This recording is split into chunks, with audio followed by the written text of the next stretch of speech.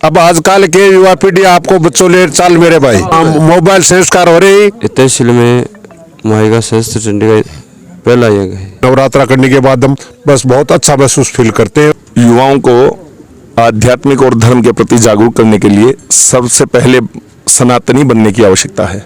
लक्ष्मण तहसील का पहला यज्ञ है। भारत देश है वो प्राचीन काल से ही यज्ञों का देश रहा है और सामूहिक 108 कुंडीय यज्ञ को वो पहली बार अवसर मिले।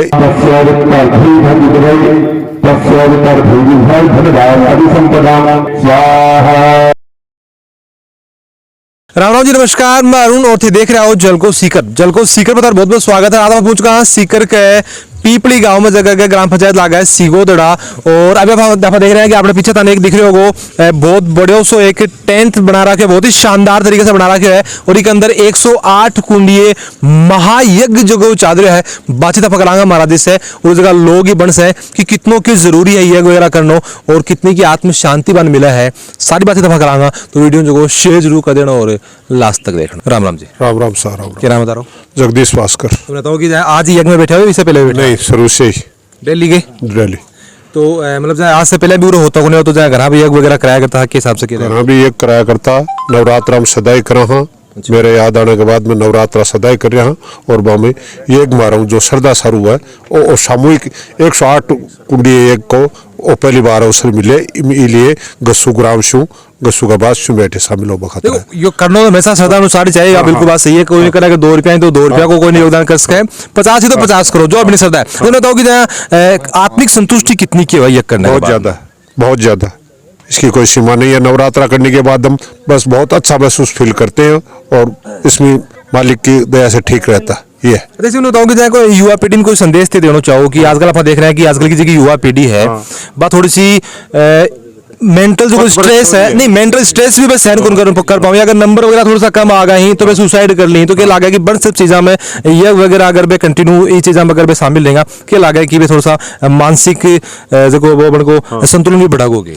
देखो अपने हिंदू धर्म में सबसे बड़ा तो जैसे मंदिर है, हर गांव में मंदिर मिलते हैं। तो युवा जो भी है उनको शाम को आधा घंटा या 1 घंटा निकालना चाहिए, मंदिरों की तरफ जाना चाहिए ताकि उनसे कुछ उनकी मन की जो अंदर जो कुछ पीड़ा होती है वो वहाँ आकर, क्योंकि मंदिर में यार दोस्त सब मिलते हैं। यहाँ पंडित जी हैं और हैं, उनसे हम बातें करें, पूछें उनको, अगर कोई है तो मतलब वो मंदिर में मन की शांति है वो मिलती है और माहौल भी चेंज हो जाता है। ये बात है बिल्कुल सही है कि शांति मिले और भगवान को दूसरा नाम उम्मीद ही बताया जाएगी। उम्मीद आपकी कायम रहेगी तो मैं लागे को नहीं कि आप कोई गलत कदम उठाओगे। बुजुर्गों को सहयोग लेना चाहिए। बुजुर्गों ने अब आजकल के युवा पीढ़ी आपको बच्चों ले चाल मेरे भाई आने कर बुढ़ा शू नानू नानी दादा दादी के पहले रहता तो संस्कार आता। अब इलिए संस्कार का संस्कार मोबाइल संस्कार हो रही। इसलिए बुढ़ा बुजुर्ग नानी दादी मामा मामी ताऊ तू बापर विश्वास करना चाहिए और टाबरा बाकी देख रेख में भी सेवा को मौका देना चाहिए। यह बात। राम राम जी। राम राम जी। जय श्री राम। तुमने बताओ कि पीपली गांव में जिस हिसाब से महाराज जी बता रहे हैं कि पहली बार ये हो रही है तो लोगों को जाए कि रिएक्शन है, कितनी की खुशी हो रही है? लोगों में यहाँ काफी रुचि है और खुशी है और काफी जोश के साथ यहाँ के युवा और यहाँ के लोग बाग जो हैं वो यज्ञ के कार्यों में संलग्न हैं और बहुत ही अच्छे से सेवा कार्य कर रहे हैं। मेरे को यहाँ इनकी सेवा कार्य देखते हुए अवलोकन करते हुए आज 4 दिन पूरे हो गए। पूरे जोश के साथ और पूरी तन्मयता के साथ ये लोग लगे हुए हैं। आजकल की जी युवा पीढ़ी है थोड़ा सा उन चीज़ों से हटती बा जा रही है। बन थोड़ा सा विश्वास इन चीज़ों में कोने है कि यज्ञ वगैरह है वो चीज़ है तो क्या लगे कि बन इस तरफ मोड़ने के लिए और क्या कदम अपन उठाना चाहिए? युवाओं को आध्यात्मिक और धर्म के प्रति जागरूक करने के लिए सबसे पहले सनातनी बनने की आवश्यकता है। उन्हें सनातन धर्म के बारे में, नियमों के बारे में और हमारे सनातन धर्म में जो ऋषि मुनियों ने जो नियम बतलाए हैं उनसे जो लाभ प्रत्यक्ष और अप्रत्यक्ष रूप से जो हमें मिलता है उनके बारे में उन्हें सचेत करना चाहिए, बताना चाहिए ताकि सभी लोगों में सनातन के प्रति प्रेरणा जागृत हो। अच्छा इसमें बताओगे कई बार आप देखा कि गीता की आप बात कर लिया या फिर आप रामचरितमानस की बात कर तो बनकर श्लोक मन तोड़ मरोड़ की पेश करो जा है तो क्या लगा कि बन सही तरीके से जब तक अपनी युवा पीढ़ी तक पहुंचेगा नहीं मन लगा को नहीं कि बन के दिल में जो वो आदर सनातन के प्रति होगा। उसका कारण आज की जो शिक्षा प्रणाली है उसका भी एक थोड़ा सा दोष है, क्योंकि पहले शिक्षा के साथ साथ संस्कार भी सिखाए जाते थे गुरुजन लोग कि सुबह माता पिता को प्रणाम करो, भगवान को प्रणाम करो, नहा धो करके भगवान का स्मरण करके ही आप भोजन करें, इत्यादि कर्म करें। आज ऐसी शिक्षाएं न तो कोई गुरु देता है और न ही माता पिता देते हैं।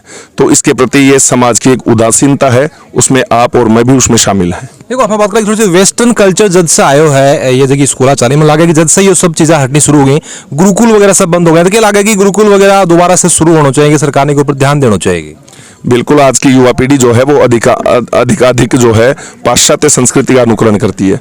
और रही बात गुरुकुलों की, तो ऐसे परम पूज्य तारानाथ जी महाराज जैसे काफ़ी ऐसे महापुरुष हुए हैं पिछले 50 सालों में, जिन्होंने कई जगह जगह पर जो है गुरुकुल वेद विद्यालयों की स्थापना की है, और वो विधिवत आज भी निरंतर चल रहे हैं।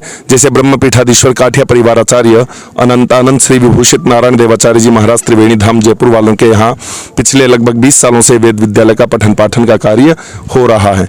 वहाँ पर ब्राह्मण बालक जो हैं प्रतिवर्ष 20-30 की संख्या में प्रतिवर्ष बालक पढ़ करके जाते हैं। लगभग पूरे विद्यालय की संख्या 100 के आसपास होगी।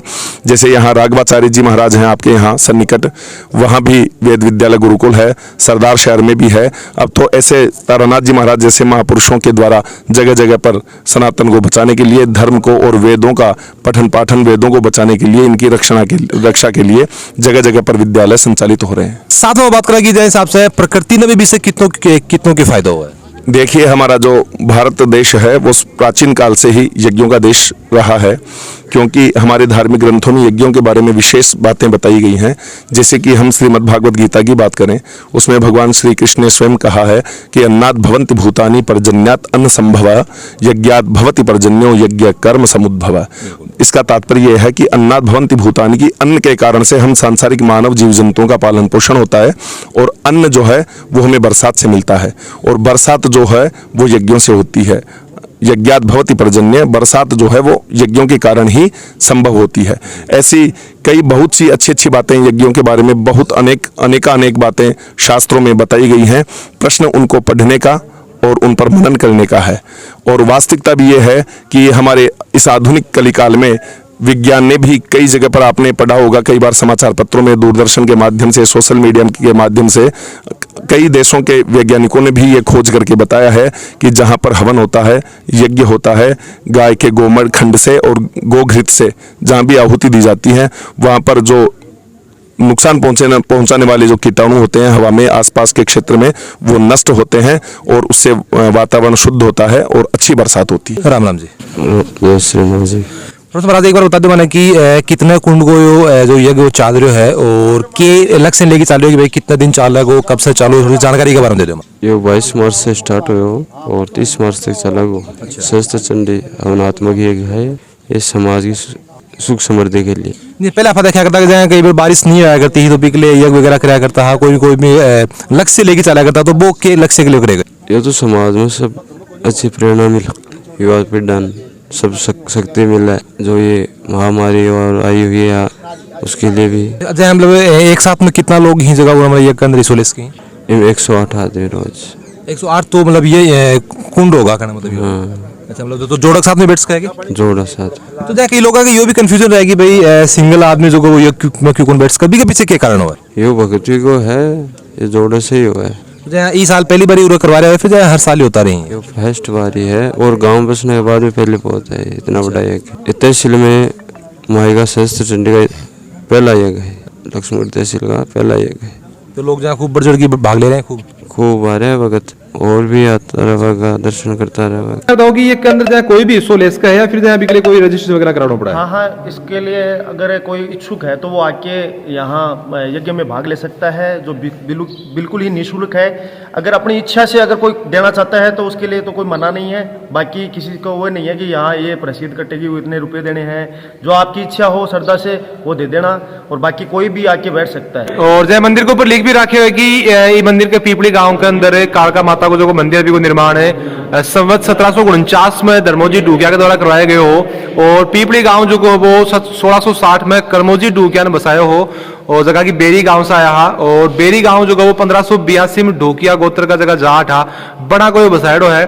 और संवत 1485 में भिवानी से भी आया हा, और संवत 1222 की अगर बात करा तो वह हस्तिनापुर से पानीपत आया हा।